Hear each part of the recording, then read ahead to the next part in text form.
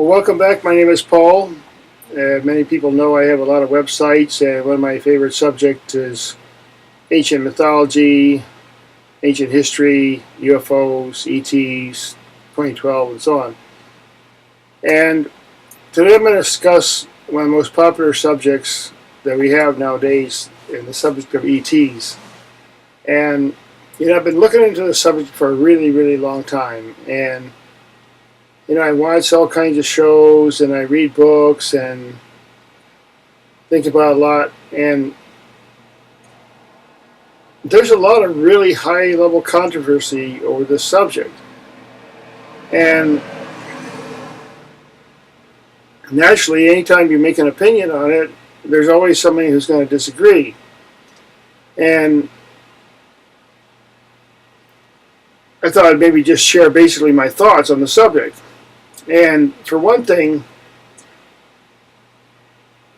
we should really understand that if there's only one sighting that's real, that's going to really mess up our concept of the world, our collectively concept of religions and so on.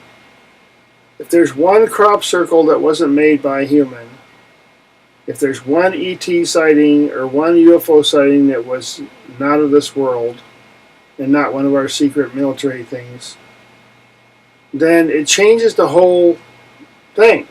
And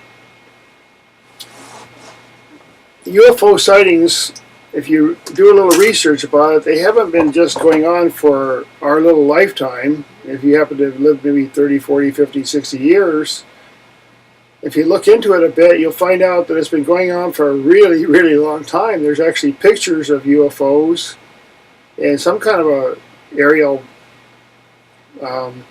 device in medieval picture paintings. And then there's like so many traditions around the world going back long, long before Photoshop and all the stuff that we have today. People were saying something. They're just like something. Either we just assume that the people in South America and the people in Mexico and the people in Native Americans in North America and the people in the Middle East and all over the world, we just assume that they're totally hallucinating at what they're reporting.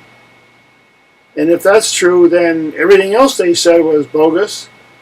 I mean, you can't trust anything, Or they were talking about something they didn't understand. They didn't have a technological reference. See, if we saw an ET today, a spaceship, it's easy for us to relate to it. Ever since we landed on the moon or went up there, we have all these shows and TV shows. We can kind of relate. Yeah, okay, well, whatever we get, sure, why not? They could come here. Well, we want to go there. Maybe they're ahead of us. As soon as you start accepting the fact that, look, there are other beings that could exist, why are we so special? Why are we just like, okay, we're here? The universe is a really old place. The idea that if some other culture got, let's say, 10,000 years ahead of us in technology, you think they might have been able to travel a little bit? You think they might have figured some things out? Probably. As long as they didn't destroy each other. So the idea that beings could not come here is now, it's ridiculous to think that nobody could come here. And the idea that we could not genetically engineer, we're doing that ourselves.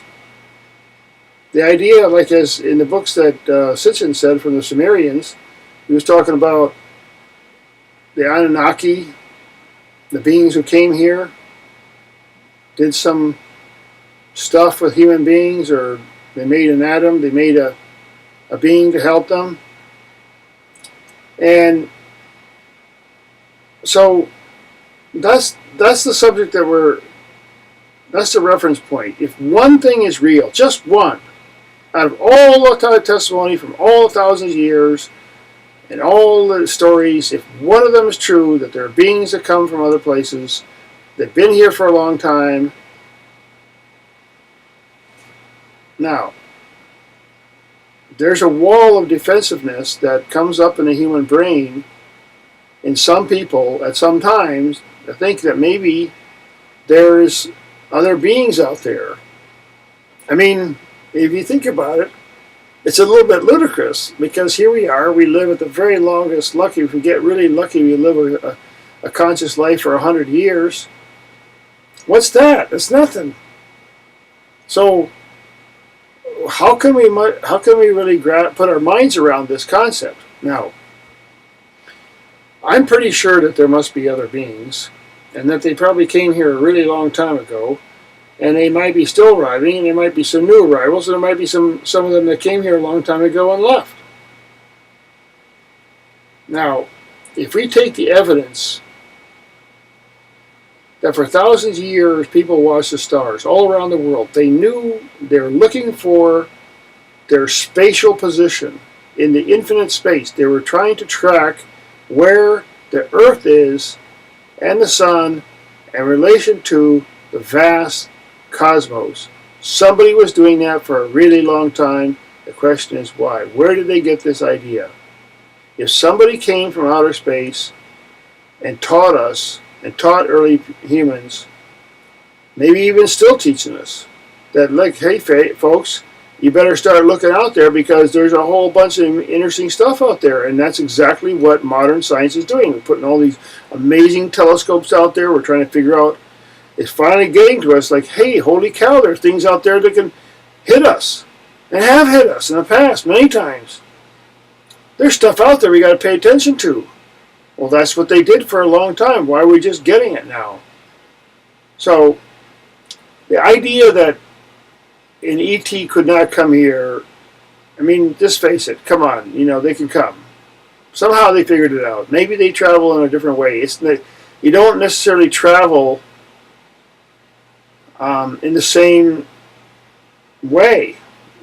I mean, it's just like we have to realize that, at one time we traveled in covered wagons in some parts of the world. They still do that, actually, just little wagons with ox carts or horses or whatever. And of course it takes them a long time to get from A to B. But the idea that, we have developed planes now on this Earth that can go 600, 700 miles an hour routinely, and then there are planes that go a lot faster than that and for military and rockets. It's very easy to understand that, look, there must be some other beings. And it's about time that I think we recognize that. Now, the other side of the story is that there are beings that we can benefit from. We, in modern culture, we have this thing called nation building. We go over there to some country that we don't think has the right way to live or whatever. Say, we're going to build you up, we're going to make some hospitals and some schools and some roads and whatever, we're going to set you up. Don't you think that might be beings that might come and say, look, well, we can set you up here, all we want is your minerals, we want your labor. That's exactly what's going on in modern culture today. Big, powerful cultures they have all the technology, they go to a foreign country, they say, we want your land, we want your labor, we'll give you some benefits, we'll build you houses, we'll pay you something, we'll have you work for us. The British ruled India for 250 years with a corporation. So, I think the idea that beings who could come here, they might have an interest in our culture, and they might actually, do some things that we're not aware of. So,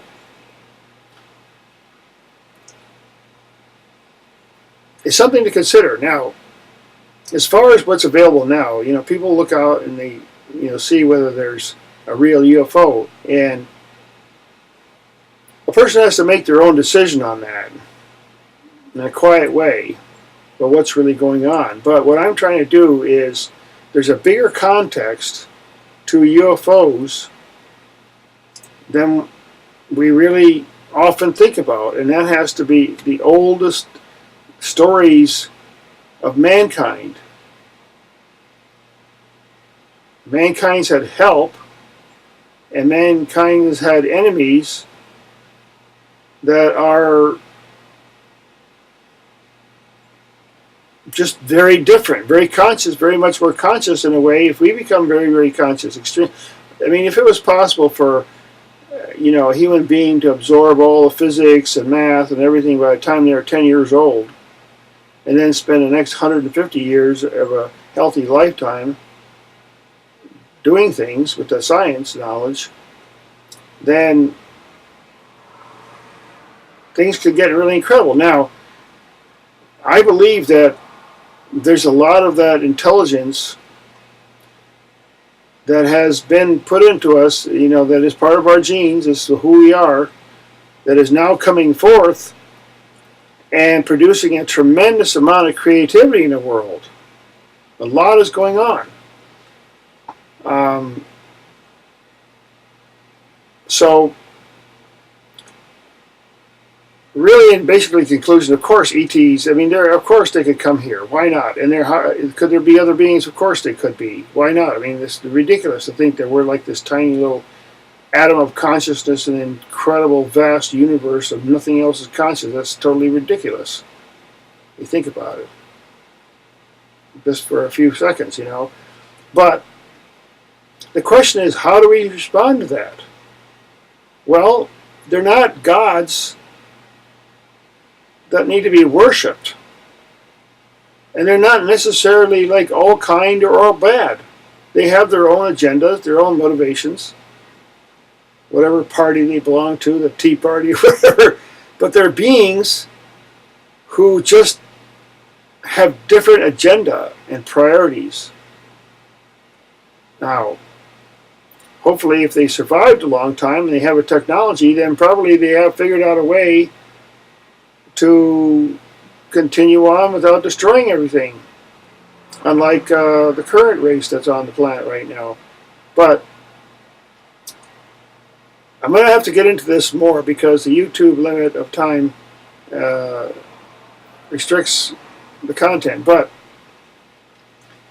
I would encourage people to watch the videos and look online, look on YouTube, watch videos. There are people investigating this. There are people, the Disclosure Project. I mean, there's a lot of people on board with this now.